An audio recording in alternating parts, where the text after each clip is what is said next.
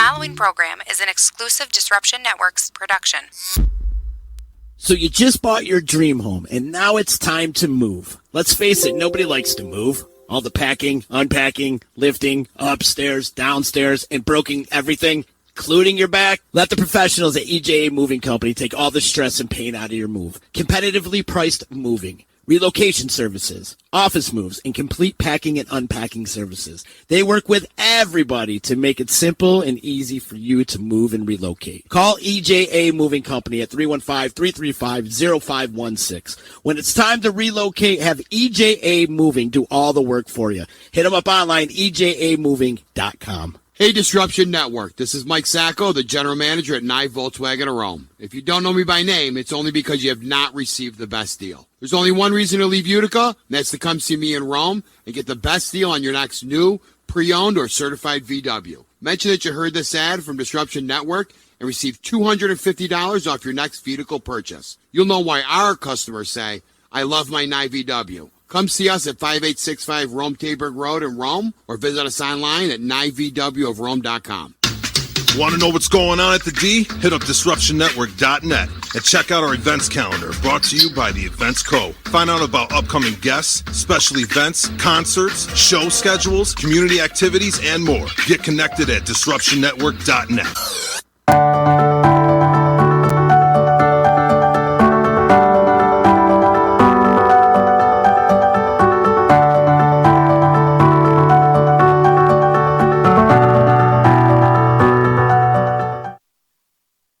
Good evening, everyone. Thank you for joining me for the 14th episode of Unstoppable You podcast with me, your host, Heather Beebe, right here on the Disruption Network, brought to you by Utica Hemp Co.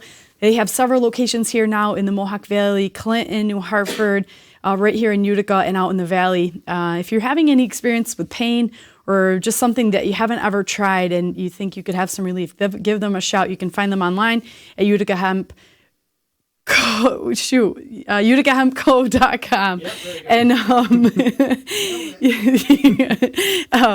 And just do a little bit of homework with that. I think Joe and his wife there, they will help you out, understand more if that could work for you. So give them a try, or give them a shout.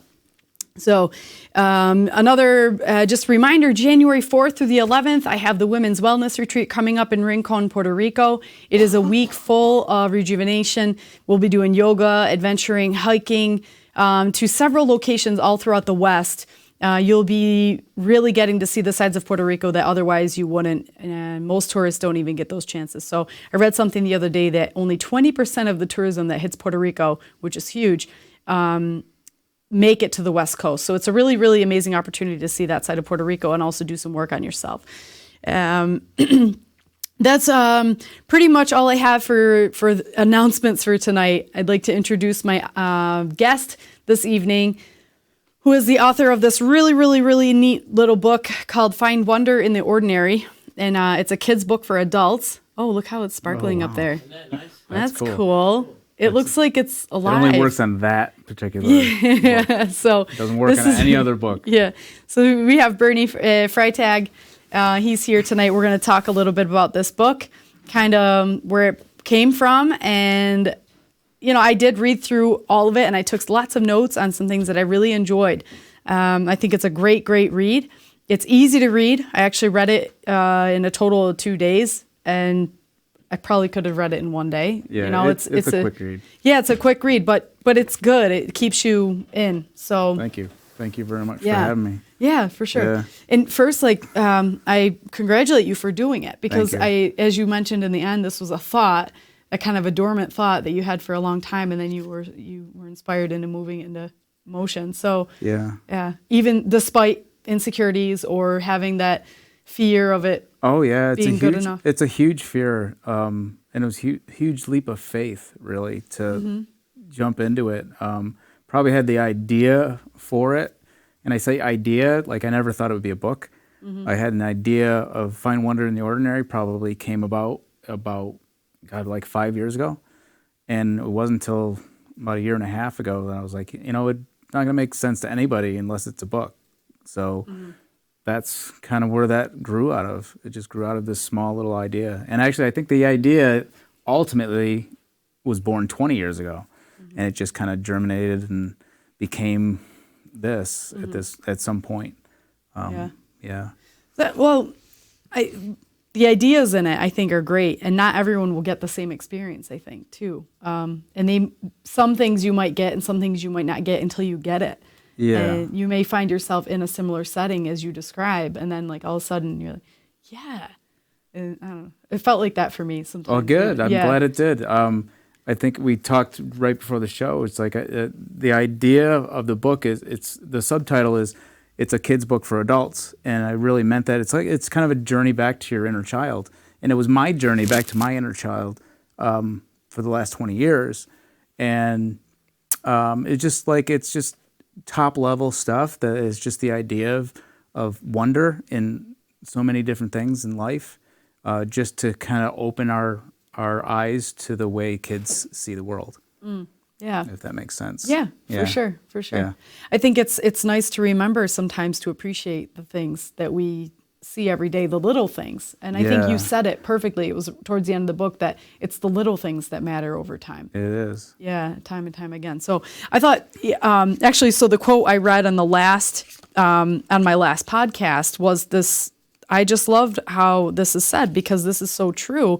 And every adult does this. Not every adult, maybe. Well, no, I would say every adult does this. They just have different means to do it. Mm-hmm. Whether you're an adult that sits down and has a glass of wine at the end of the day, or you engage in other activity, whatever it is. I think there's a time when most people take drugs to achieve the feeling of when they were a kid, to laugh without hesitation, to grow without judgment, to dance like no one's watching, to move away from being a grown up and simply let go. I think that's cool. Yeah, thank you. I like that you picked out that particular quote. I listened to the last episode and I was so pleased that you actually focused on that one, because it's the only time I mention that is at the very beginning of the book. But I think that's so much true, and is exactly how you said it. It could be a glass of wine, it could be something else, and there's some people that they don't need that, and I don't think I need that. I like where I've gone with this book and stuff. I don't need that. Like some people, and it's just a way to open your mind up. Yeah, I get my fix in nature. And, yeah. You actually said that. I wrote here on where you were talking about how being outside was your church. Yeah. And specifically, I have used those exact words. That is my church. Going to church. And it's like something that you can't. I don't know if like my retreats, for example. We go to places that are just so awe-inspiring. They're unlike anything you've ever seen. Yeah. And when you're sitting there, for me, the feeling of just gratitude and inspiring and just thoughts, like even as a writer, I can really sit there and get some stuff out. That happens for me in those places. Yeah, and I don't get that anywhere else. When you say the word gratitude, and that's it right there, you have to have that gratitude. And I think a lot comes from that. As soon as you open yourself up to being gracious to what's around you, I think that's everything. That's everything. Yeah. Yeah. So explain, let's talk about the accident, if you don't mind, because that's one of the things that inspired you to put this in, or the stories that came to mind in your recovery, your rehab. So explain, like, what happened? What was... Yeah, well, I mean, for people who haven't read the book, and even, people who did, you find out very quickly that I had a bicycle accident almost 20 years ago. I wasn't wearing a helmet. I was cross-training for a marathon, and I fell off my bike, hit my head, fractured my skull, knocked me out for 2 days. And through the recovery of that accident, my brain went through a rebuilding. And I kind of look at it like in layers, because it feels like that in retrospect, that my brain was like bringing back memories, and I would relive those memories, and they were almost lucid memories. Like I was there again. And I remember like even calling my parents up and asking them, like, did this happen? And they're like, yeah. And sometimes they're like, well, we really don't know, because we weren't there. But those moments were happening, and the ones that really stayed with me were those times of being a kid and seeing the world with absolute wonder, and catching frogs at the pond, and and catching fireflies and doing all these things in nature. And that's really where it starts for me. I grew up in the country, and that was my church, I guess. And so it reminded me of all those little things, and that just stayed with me, and that became kind of my mantra, my lifestyle of looking at the world differently and trying to keep that view. And what it's not about acting like a child, but it's about viewing things as a child view things. And I think that's something that kind of gets pushed out of us over time. We forget of all those simple things that are just so full of wonder. Yeah. I think for me, I see people get so wrapped up in certain things or how it should be, what it should look like or how you should experience this. Right. As if it's, I experienced it this way, so you should too. Right. And where a child would be like, well, this sucks or this is cool. Like Right. without fear, they'll let you know exactly how they feel. Yeah. And I think it's nice. I appreciate an adult that can do that. Yeah. Or just jump right in, do a belly flop into the wave when we're in all these women, and some people are afraid to even take the towel off, and you get the other girls are like jumping, doing belly flaps. Like, I love that free spirit. Yeah, and I think a big part of that too is adulthood. that curiosity of it's that like looking at something and being like, wow, well, I wonder what is there, or wonder what that's going to feel like, or just being open to that next experience. Yeah, I think that's really important. For sure. So another thing here, learn more from the behavior of animals than the behavior of humans. I thought that was really interesting too, because I see, this is just my opinion, but you also talked about the difference of primates and monkeys and things like that. Yeah. I see I see the human race as animals. And so, but it's interesting because we're so emotional that we take over too much of the enjoyment, I think, of whatever it is that we're engaging in. We're an animal, just like, oh, I'm just here to do my work, or I'm here to build my home or survive or whatever. Yeah. And so that was funny. That was like and especially dogs. Yeah. And they're just the animals are just they exist. Yeah. And that's good enough for them. And Yeah. That's pretty cool to me. Yeah. But they get everything done that they need to do. Yeah, and I think there's a spiritual connection that they have that we don't, or we lost at some point. Yeah. There's some connection that they have to like this other world that we don't have, or maybe some of us do. I think we have it. I think we make it so complicated though that we forget to enjoy it. Like this is what it is. This is what I think we lack. Yeah. Finding wonder in the ordinary. Yeah. We just get so caught up in like how the process is, how it should go, that we forget to enjoy. Yeah. So the disconnect, I think we do it to ourselves. Yeah, I think we do. Yeah. I think where right. animals don't have that emotional intelligence to like give a shit. To argue with it. Yeah. Right. Yeah. And be like, and they just follow it. Yeah. Like it's a faith. You said something for them. about how they adapt well to change. And that's the point of survival. Yeah. I was actually telling this story today. I have great horned owls in my backyard. Mm-hmm. I've never seen them. I hear them all the time. And in September of this year, I heard them all day. And they do that pairing thing. I don't know if you ever heard that, but it's is that what you talked about in here? I about do talk the harmonies? about that. Yeah. There's a thing they do, and I don't know if it's a mating thing or if it's a territorial thing or whatever it is. I never really looked it up, but they do this thing where they'll hoot, and then one in the distance will do it, and it's such a cool experience. It's a really wild experience, and they. I'm sorry, I'm laughing at Z, but he distracted me. But they were doing it in September, and I looked it up, and it's like they normally, when they start getting into the winter, that's when they start doing that, and that's usually an October thing to do. And I was like, well, why are they doing that? Maybe we're going to have an early winter, and sure enough, we have an early winter. So it was kind of like that. It's like they knew something. They just are following their feelings, and we, the scientists chalk it up to instinct. And I think that's when they don't know, Yeah. And I think that's an interesting dynamic that animals have that we don't. Yeah. We don't really follow that feeling like they do. Yeah. The other note I took here. Oh, so something so your soapbox discussion about never wanting to hear your kids say that they're bored again. If this is your soapbox, what would that mean? I just think that I'm rarely bored because I usually can find just about anything to intrigue me. Mm-hmm. And I don't remember what I was talking about in the book where I said that, but yeah, there's just so much out there that is, it's fascinating to me. Yeah. So. Yeah. You like, okay, Yeah, I'll leave you it know, at that. I was like, oh, that'd be, because I'm huge about getting kids outside and like, yeah, I don't and it's care. the same type of thing. It's like if it's nice out, you're out, Mm-hmm. and so don't sit inside and mope that you're bored. There's a huge world out there, and so that's kind of what I meant by it. Yeah. It drives me nuts when people say that they're bored. Yeah. I'm like, there's so much in the world that I'll never know. You and I will never know everything. It's impossible. So to be bored and not to be intrigued by something that's where the soapbox comes in. Yeah. I don't like to get on a soapbox. Yeah.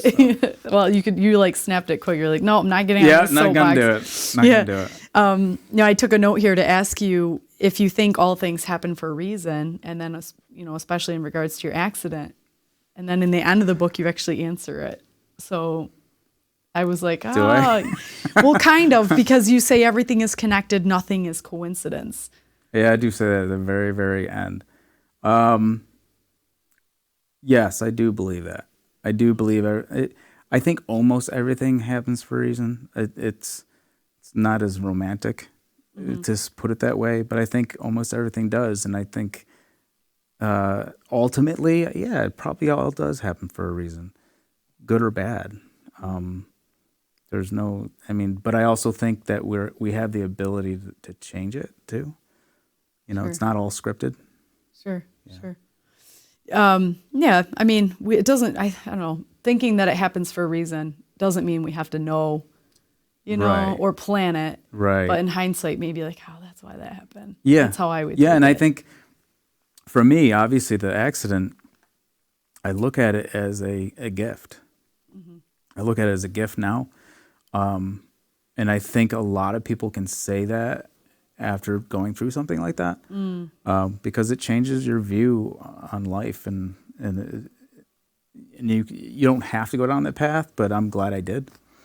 I'm glad I'm still going down that path. Like since I wrote the book, probably more curious about life than I ever was.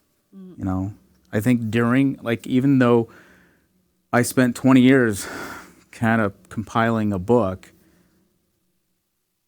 I think that was a journey back to my inner child, but while actually writing it was the final mile of that journey. Yeah. So how did you make it happen? Did you take a bunch of notes throughout time, or did you just sit down the story about time, or the story about animals, or I can't remember how the chapters are broken down, but each one has kind of a theme. It's hard for me to remember exactly how. I think I probably started with a dozen topics, and it doubled in size at some point. Just because there's just so many things that kind of one thing led to the next. Obviously, it's pretty heavy on animals. There's probably 6 chapters, I think, on animals alone. And I think that was a big core of it.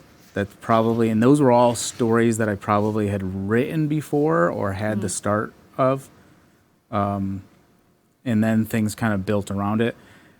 A lot of the book was kind of noted in the past probably couple years. And I should step back. When I came up with the Find Wonder in the Ordinary, I started a blog, and I wanted to kind of go that route. And I started writing blogs, and it just wasn't going anyplace. It wasn't going to be anything until it was this. So I think some of the stories started that way. Okay. Yeah. Yeah. I can see that. It kind of makes it a nice read, because you can stop and pick it up again and still have good. Yeah. You're not gonna wait. Do I need to go back to It does follow through. I guess there are some things at the end that you might misunderstand if you don't read the beginning. Yeah. But in ways you yeah. can almost pick it up and read one Yeah, chapter. recently somebody asked me, like I gave somebody the book and they said, well, I can start any place on it. I'm like, yeah, pretty much. And they started reading. I'm like, wait a minute. No. Yeah. Read the first chapter, Yeah. then go wherever you want. And I think that is pretty much true. Yeah. You might miss a couple things here or there, but yeah, you can Yeah. jump around in it. Yeah. Quite a yeah. bit. Yeah, I think sometimes even when you link something to a better place where you're going to explain it more, you actually say that. So, like, I'll explain more of this later. I think a few times that Yeah, I happens. do. You kind I of jump do. back. Yeah, that's cool. Good. Yeah. Oh, another note I made was about animals, how they live their lives without concern of what anyone else thinks, and they look for a single purpose as survival, and they just adapt however they have to live. Yeah, they do. Yeah. It's all about getting it on, really, Yeah. for Yeah. most of them. Yeah, wait, you mentioned that I do. too.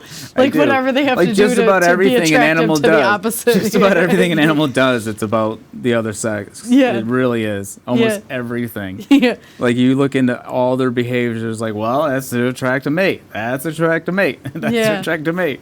It's so funny. Yeah, yeah. Even the They fireflies. say that. Yeah, even the Yeah. fireflies. Yeah. Yeah. Yeah, it's funny. You also say something that's powerful. I think that a lot of people that use this expression, but pressing pause, and how let the mind wander and you will find your way. I think that's powerful because a lot of people are afraid to search for the answer within. They have to figure it out by research and figure it out by asking questions Yeah. or figure it out when they don't know. And if they just would stop. Yeah. Uh, That's a big lesson in creativity in my mind. I've led a creative life pretty much my entire life. Yeah. And I think that is a practice that I learned through my job, through my artwork, is every once in a while you just got to put it down, walk away, or go for a walk or something to look at things differently. And I always joke, like, some of my best ideas come when I go to the bathroom or I'm taking a shower, because you're not thinking about Yeah. what you're working on, and all of a sudden it just hits you. And I think there's a mystical quality to that. I don't think I really understood that until recently. Like, I always kind of chalked it up as that's creativity, but I think there's a spiritual quality to Yeah, that. I yeah. think there's an interesting quality to that. Yeah. Well, I feel like in those environments, even, standing in one place with nothing else around you, no distractions, or even being in a hospital.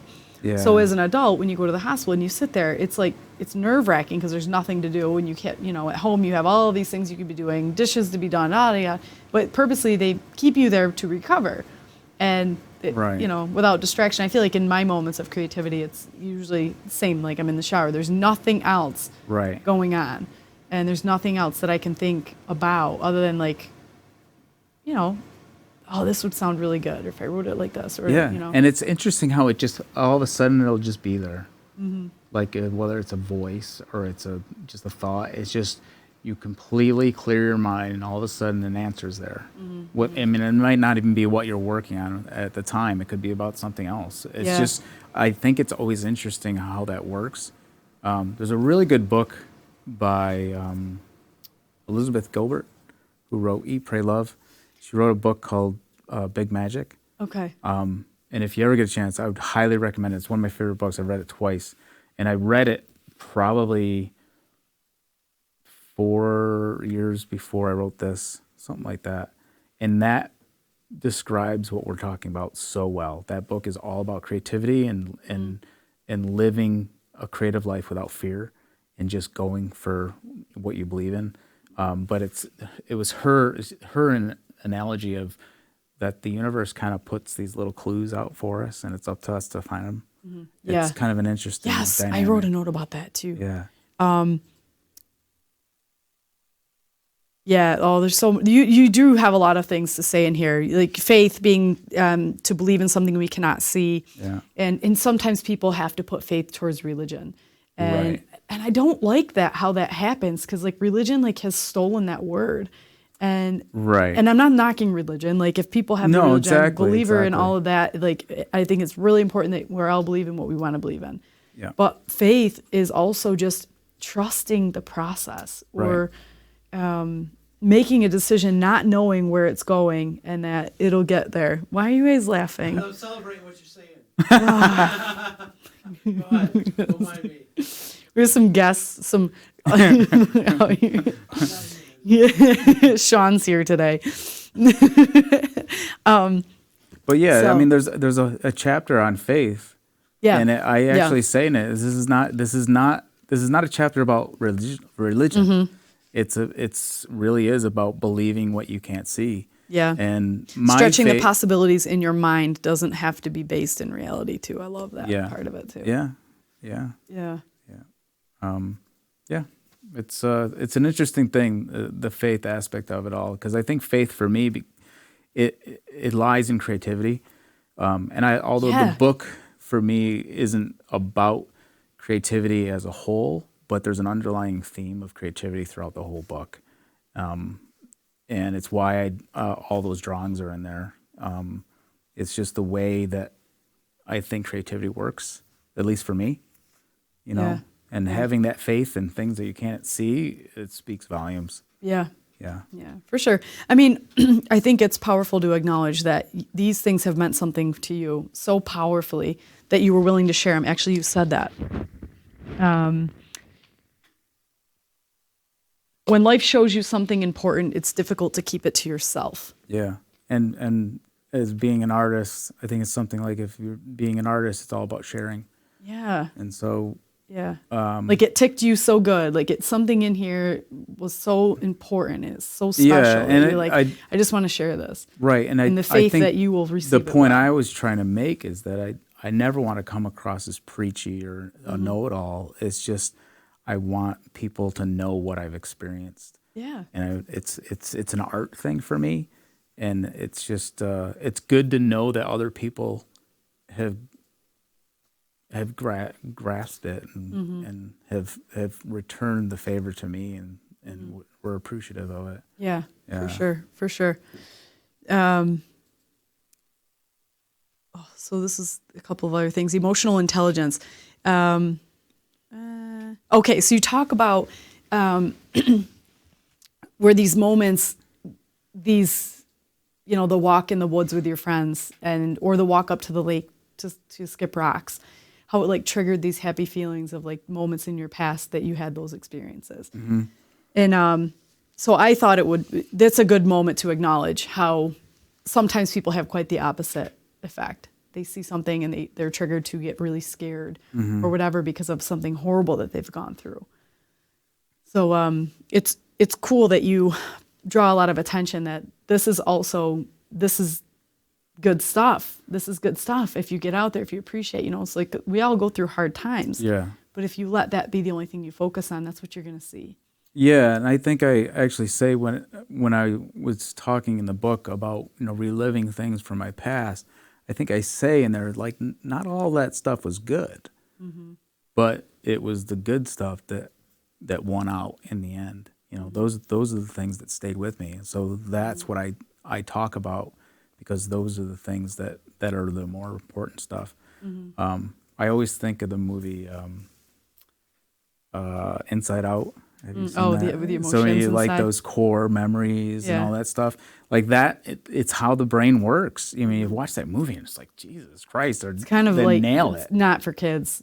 No, It's very deep. Yeah. It's awesome. It's Yeah. one of my favorite movies for that reason because I know I did a lot of the research on how they made the movie, and it really is how the brain works. And I do think that those memories are actually living things like that we can revisit whenever we want. So like skipping rocks, like that immediately takes you back to that point.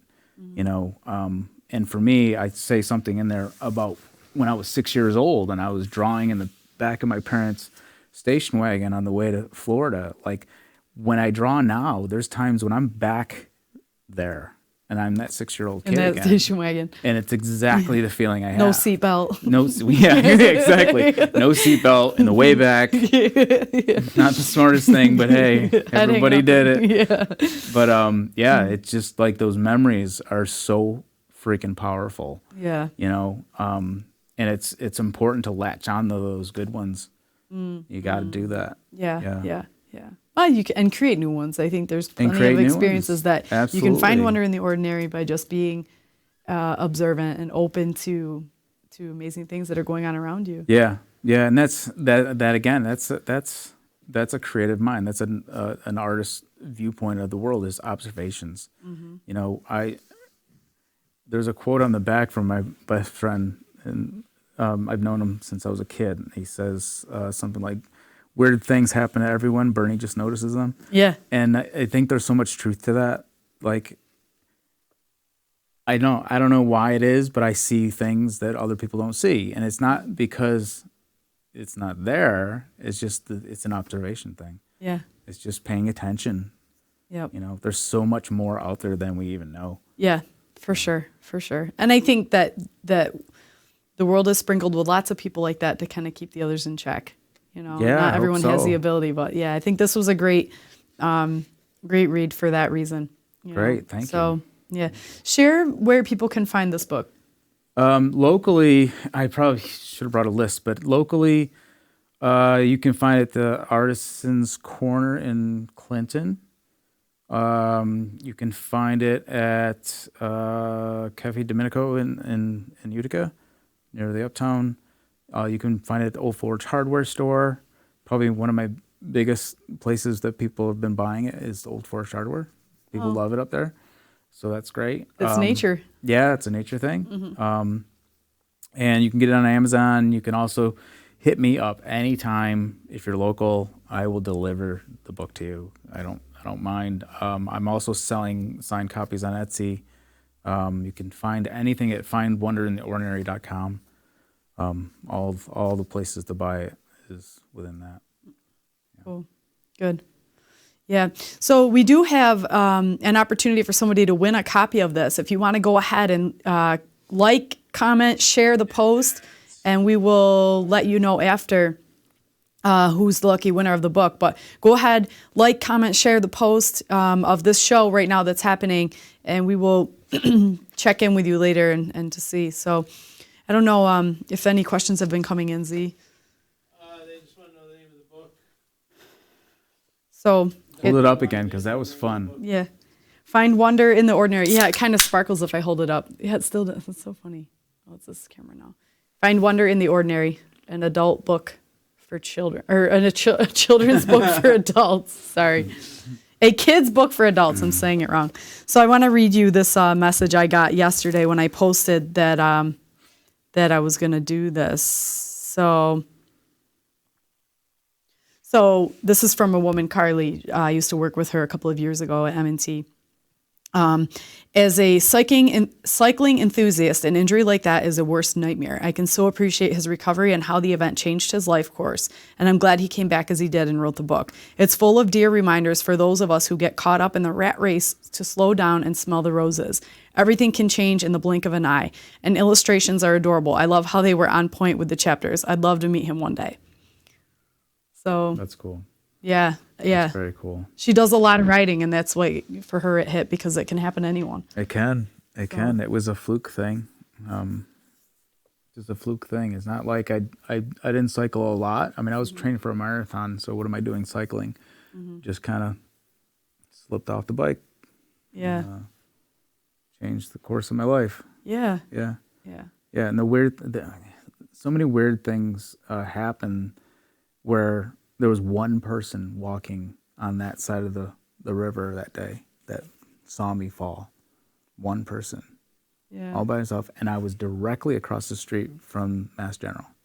Like across the lake. Like I was a bridge away. Yeah. Yeah. So you could have been alone. It was like Yeah. everything just and I didn't happened to happen. I didn't have any ID on me, so I was missing for a day. Yeah. Wow. Yeah. Wow. So your family must have been freaking Yeah, out. I don't like to think about that part. Yeah. I don't like to yeah. think of what I did to them. But Yeah. yeah. Yeah, just kind of a crazy experience. Yeah. Well, I mean, if there's lessons in that, I'm there's glad lessons, that you've shared that, because that's something we're so invincible at times. You're like, and I think that's like the first chapter or the first sentence of the book is that I thought I was invincible. You know. Yeah. I thought I it's not that I thought I was invincible. I just didn't think I could ever get hurt, so I didn't wear a helmet. You know. Yeah. And I think there's a lot of people out there that feel the same way. And I mean, unfortunately, I'll never know exactly why I fell. The person really didn't see it. I don't know. I could have been a seizure that caused the accident. Could have been that I fell and had a seizure. You know, I just know I will never know. I'll never know. But what to take away from that is to wear a helmet. Yeah, for sure, no matter what. Yeah, for sure. I think in skiing, I got ran over by a guy behind me one time, and it like sliced my snow pants open. I thought, wow, if that was my head, it literally sliced the fabric on my pants open. Yeah. So from then on, I wore a helmet, but I didn't wear it for years. Yeah. And we were in the woods and everything. Yeah, and it's not like you're reckless. You know, you just well, don't. Well, just maybe kidding. you're a little bit. I'm not. I'm just super clumsy. Well, I guess you are. Yeah. I mean, ultimately, you are reckless if you're not wearing one. But I think that it's not like you're looking for that thrill. You know, you're not. Yeah, I fell and I wasn't wearing a helmet. And I'm fine. You're not looking for that. Yeah. But it'll find you, I guess. Yeah, for sure, for sure. Yeah. Okay. The last note I have here that is that you said right in the end here, a combination of mind and heart can create an energy that is unmatched, and you talk about that. It's the energy in music. Actually, you were talking about in. I think it was the last chapter. Yeah, I think that's the last chapter. The music one I didn't read. Oh, I see. Here it is. I skipped this one. Live music, a type of energy. If you bottled it, you could possibly create world peace. Yeah. And I think Z can relate with that, because he has shared many times that even being on stage, like the live music, the energy they feel back from the crowd is more powerful than anything. I bet. I've never experienced that myself, but I would assume that it's got to be just as impactful for an artist. Yeah. 2 artists right here, right? Yeah. Yeah. It's gotta be. And I remember Z talking about, like, when you're in your band and you're all smiling at each other, you're like, yeah, we're in it. You know, that's an energy that it's just, it's an incredible thing. Yeah. And I talk about in the book, like, I mean, I'm not incredibly introverted, but at times I am. In crowds and stuff, I'm not a huge fan of crowds, but at a concert, everyone's there for the same fucking reason. I'm going to swear. You know, so that's shared energy. Yeah. So it's so powerful to me. And I'm totally addicted to live music for that reason, you know? Yeah. Yeah. Yeah. And I think the ultimate, somebody who's working with their heart and working with their own, I guess, natural gift and talent, they are in it. And back to what you said about animals, they don't care what they look like. They don't care what they're doing. They're just doing their thing. Yeah. Right. And if you ever watch a musician performing, they make weird expressions. Yeah. They do weird things like that. If you just started doing that, standing there in a crowd without any music playing, people would be like, what is that person doing? But when you put an instrument in their hand, or you put, a microphone in front of their face, like, it's something different that happens, and they don't care. Yeah. And they probably don't even realize they're doing it, but that's true expression. Yeah. With I can totally relate to it. And the reason why I'm smiling is because I can see myself, when I'm home drawing, I know at certain times I've caught myself making a face while I'm drawing, and I'm drawing some stupid face, and I'm making that face myself. So it's the same type of comfort zone that you're in. And it's it's your natural state. It's your natural state. It's that it's the pocket, like Z said, when you're in it, it doesn't matter what anybody else thinks. Yeah. You're just in it. Yeah. Yeah. I would wish that for anybody. I would too. And not just musicians, but anybody to be doing anything they want to be doing. Yeah. To have that sense of freedom, to just make any face that they want while they're doing what they want to be doing. Absolutely. And care less about what other people are thinking. Yeah. Yeah. Yeah. So. Absolutely. Yeah, the running is mental thing too. I relate with that. You can't have anything without movement.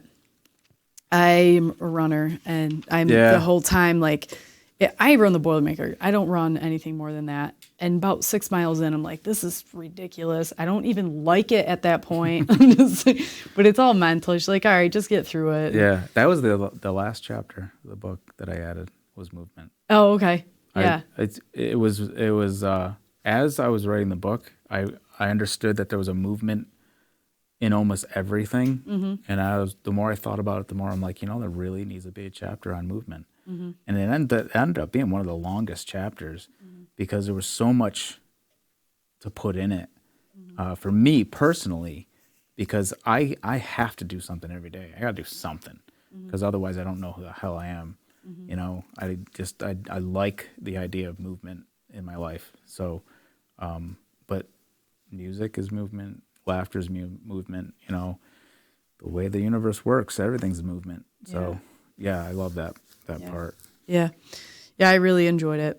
And the last note I took, like I almost shared it a second ago, combination of mind and heart can create an energy that is unmatched.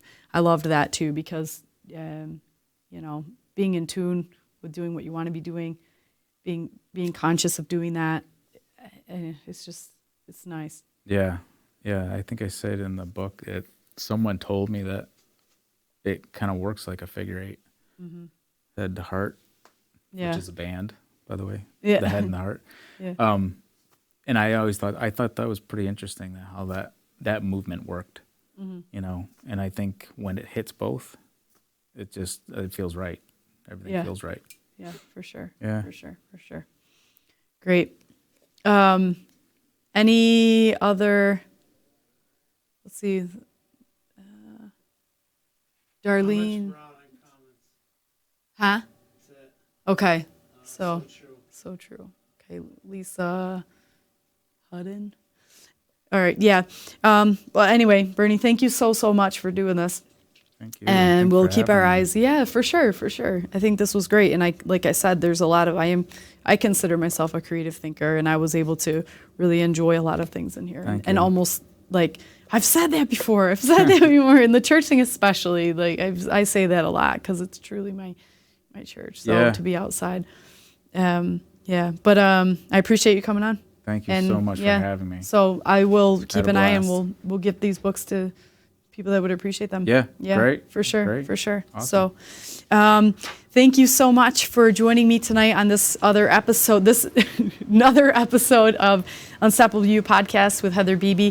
My next episode is coming up December 16th. My guest is actually to be determined. I've had some conversations, but I'm not sure what's going to happen, so I don't want to make any announcements just yet. So, but I do want to mention that if you know anybody who has a great story or anybody who has come through some adversity, who now is just crushing it at whatever they're doing, despite that, please connect me with them. I would love to have a quick chat with them to see if it's an option for them to come here on the Unstoppable You podcast. I'd love to share that, to give people hope, to give people ideas on really we are unstoppable, and there's anything that we want to be doing in life, we can be pursuing that. So I'd love to share inspiring stories to share that hope. So thank you again for joining me. We will see you next time right here on the D, where we have unstoppable stories, unstoppable people, unstoppable you, right here on the D. Oh my God.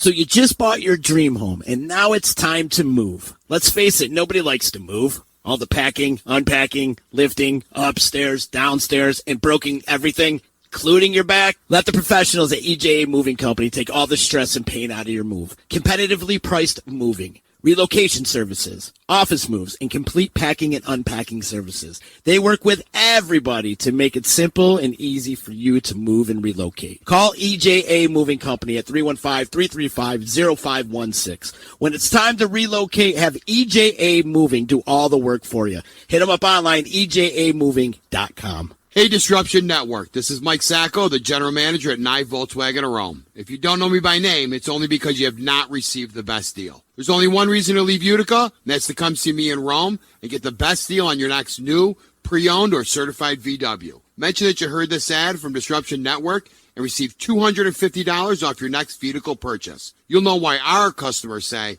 I love my Nye VW. Come see us at 5865 Rome Taberg Road in Rome or visit us online at nyvwofrome.com. Want to know what's going on at the D? Hit up DisruptionNetwork.net and check out our events calendar brought to you by the Events Co. Find out about upcoming guests, special events, concerts, show schedules, community activities, and more. Get connected at DisruptionNetwork.net.